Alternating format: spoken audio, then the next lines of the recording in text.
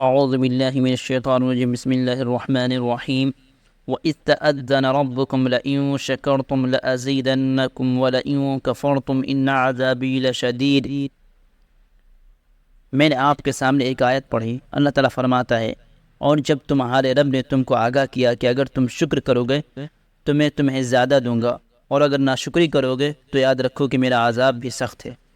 کبھی ایسا ہوتا ہے کہ آدمی جب دوسری قوم کی کوئی بات دیکھتا ہے جس میں بڑی بڑی رونق ہوتی ہے، دھوم دھام ہوتی ہے، جی لگنے اور دلچسپی کا سامان ہوتا ہے، تو شیطان ایسے موقعوں پر حملہ کرتا ہے اور مسلمانوں کے اندر لالچ پیدا کر دیتا ہے کہ ہمارے پاس بھی ایسی کوئی چیز ہوتی۔ دنیا کی کتنی قومیں ہیں جو عقیدہ توحید اور اسلام کی نعمت سے محروم ہیں، وہ میلے ٹھیلے کرتی ہے، کوئی درخت کو پوجتا ہے، کوئی بتوں کے اوپر چڑھاوا چڑھاتا ہے، کھانے پکتے ہیں، جشن ہوتے ہیں اور دلچسپی اور دل لگی کا سامان ہوتا ہے۔ بعض قومیں اس موقع پر پھسل گئی اور شیطان کے حملے کا شکار ہو گئی، اور انہوں نے یہ کہنا شروع کیا کہ بعض اپنی زبان حال سے اور بعض نے اپنی زبان قال سے کہ کاش ہمارے پاس بھی کوئی ایسی چیز ہوتی کہ دنیا کی بیسیوں قوموں نے خدا کے سوا بت بنائے، کسی نے قومیت کو بت بنا لیا، کسی نے ملک کو بت بنا لیا، کسی نے زبان کو بت بنا لیا، کسی نے اپنے آباء و اجداد کی کہانیوں کو اور تاریخ کو بت بنا لیا، اور کسی نے رنگ و نسل کو بت بنا لیا۔ لیکن اللہ نے مسلمانوں کو ان تمام بتوں سے محفوظ رکھا۔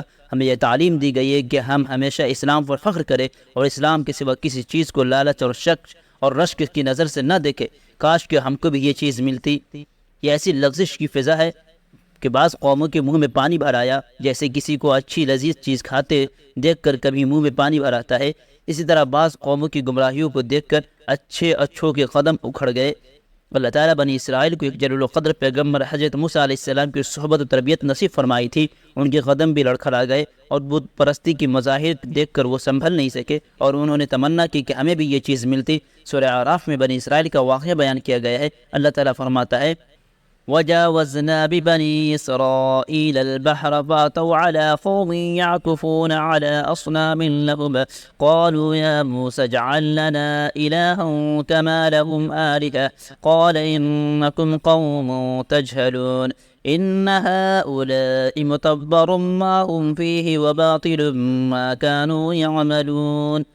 اور ہم نے بنی اسرائیل کو دریا سے پار اتارا تو وہ ایسے لوگوں کے پاس جا پہنچے جو اپنے بتوں کی عبادت کے لیے بیٹھے رہتے تھے۔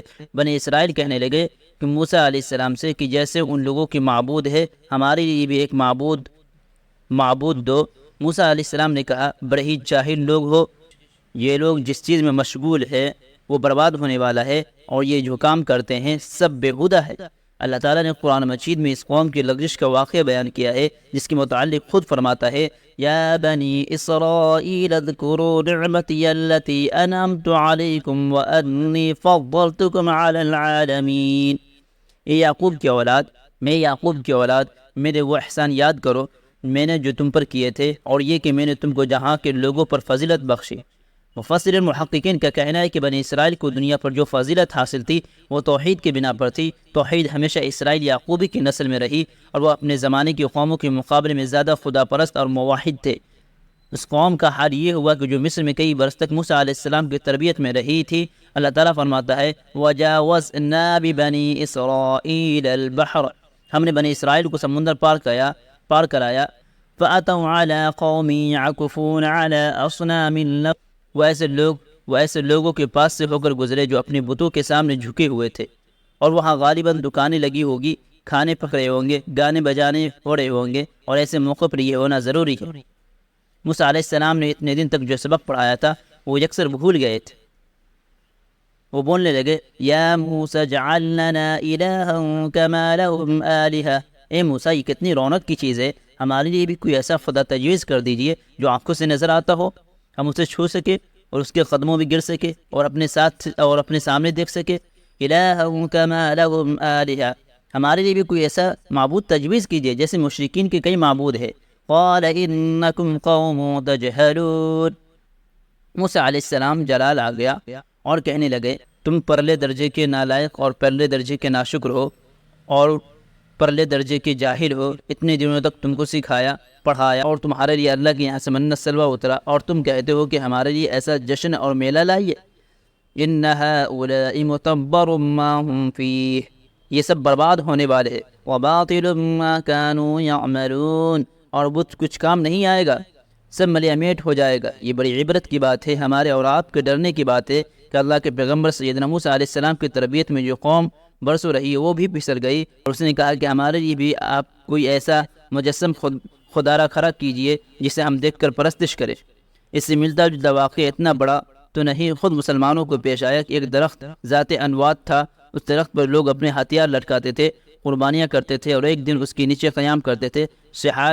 صحاح کی روایت ہے کہ حضور صلی اللہ علیہ وسلم غزوہ حنین پر جا رہے تھے، تو جو نئے مسلمان ہوئے تو انہوں نے کہا کہ ہمارے لیے بھی ایسا درخت تجویز کر دیجئے جہاں ہم آئے بیٹھے، میلہ کرے، بازار لگائے، کھائے پیے، جانور ذبح کرے۔